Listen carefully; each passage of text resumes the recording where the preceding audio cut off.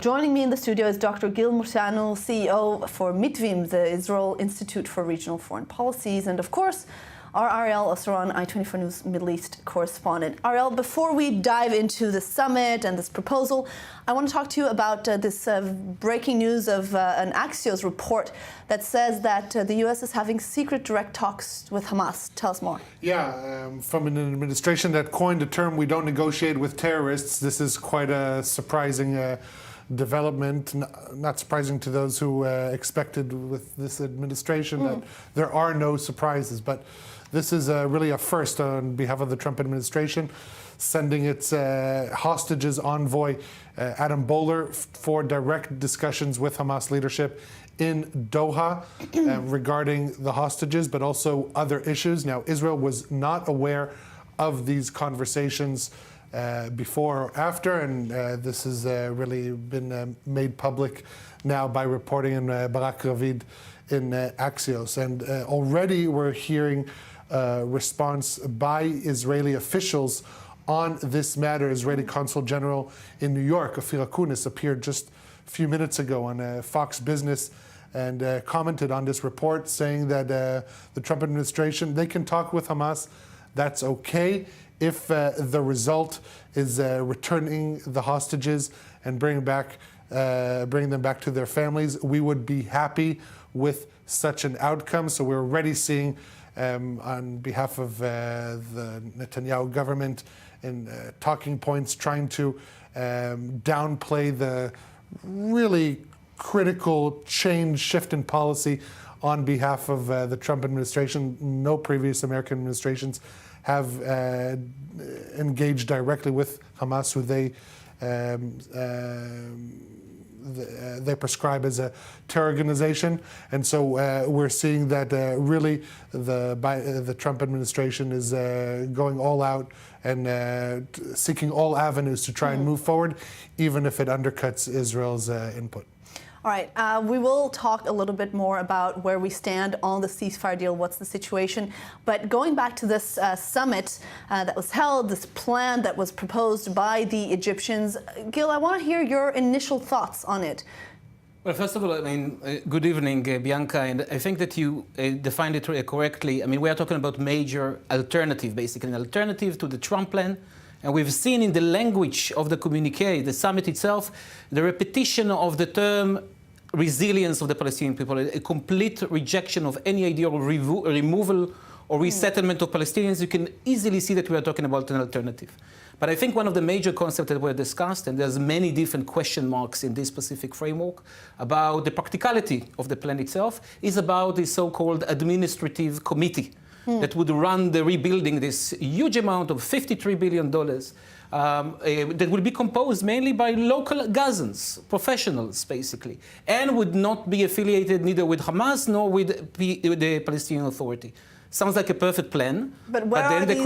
Of course, who's running the money? How does it actually work? Who are the individuals? Exactly. And by the way, this is not just about appeasing concerns from the Israeli side, about Hamas benefiting from this reconstruction, but also Emirati concerns about the PA's corruption on that level. So we already see the different discussion, no clear mechanism. There's a discussion about the Palestinian Authority as the only legitimate force that would take the control at the end. But there's a question about which PA, when, what is the sequencing, and of course, the big caveat, the big gap, Hamas, which is not mentioned. What would happen to Hamas? What would happen to its military wing of this terrorist organization?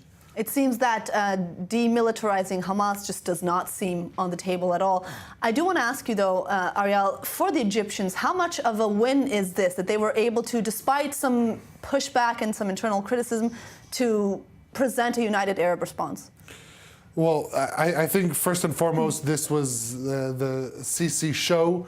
The summit didn't bring any new results. Sources in the Gulf that I'm speaking with are describing this summit in one word: underwhelming. If you want two words, meaningless and expected. Why expected? Because there was no new results brought forth in this summit. Everything that was talked about was already discussed in Manama and other summits over the past year that talked about the PA's role, Gaza Reconstruction. What did change? is that the price tag was initially $30 billion, now it's 53. And it was raised rightfully so.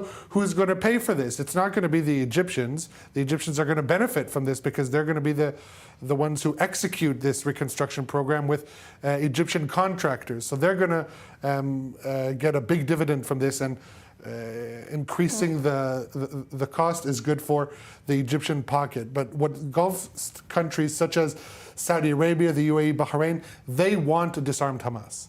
They want Hamas out of the picture. But that's not what we saw in the summit. You could get an indication from that by the fact that Saudi Arabia and the UAE didn't send their heads of state. Saudi Arabia sent its foreign minister. The UAE sent its deputy president. And so in the Gulf, what they're saying is that in the absence of Israeli seriousness on the Palestinian issue, they are unwilling to do, quote unquote, Israel's dirty work for it.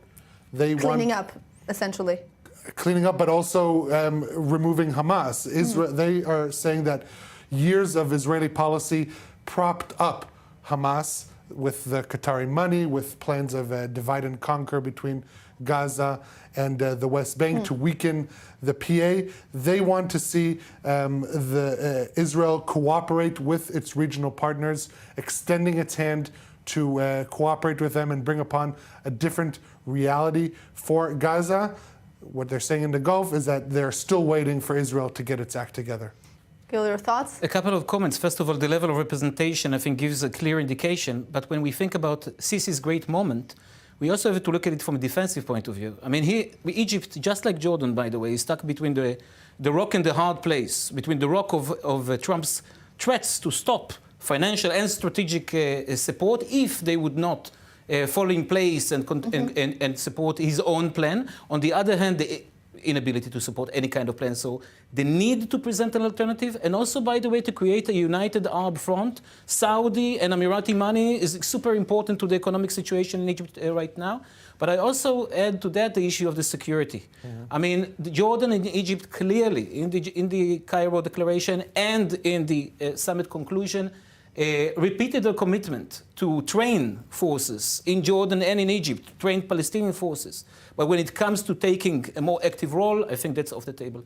The one thing I'm going to just say is that if there's any meaning to this, maybe the Cairo Declaration and the summit, is in removing all illusions about any willingness, any type, even a grain of willingness from Arab states to even consider or entertain parts, the thought to endorse even parts of the Trump plan or its logic. I think it runs in direct collision to the basic logic. And this is also something that we need to think about when we speak about normalization, a strong connected between those two things. Not just Gaza, but also about price, quote unquote, regional price when it comes to promoting normalization with Israel. All right.